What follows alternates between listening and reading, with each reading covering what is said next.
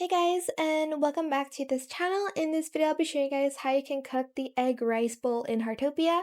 To get the recipe, go to events, go to purchase, and make sure you have some diving valves. I did mention in a previous video on how you are able to obtain it.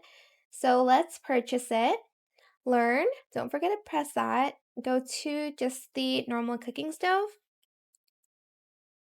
And I'm trying so hard not to sneeze. And select this, you'll need 2 patties, 1 egg, and 1 sea grape. I feel like this one will be easier to cook than the other one because you need shrimps. I do need to obtain more.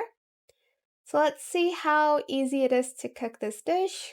1, 2, 3, 4. Another one? Okay, it's the same. 5. And this is what the dish looks like. But yeah, that is it for this video. I hope it was helpful for you guys. Don't forget to like, comment, share, and also subscribe to this channel if you haven't done that already. If you have any more questions about this video, just leave it in the comment section down below.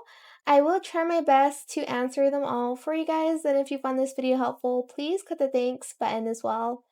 That is it. Thank you so much for watching. Bye.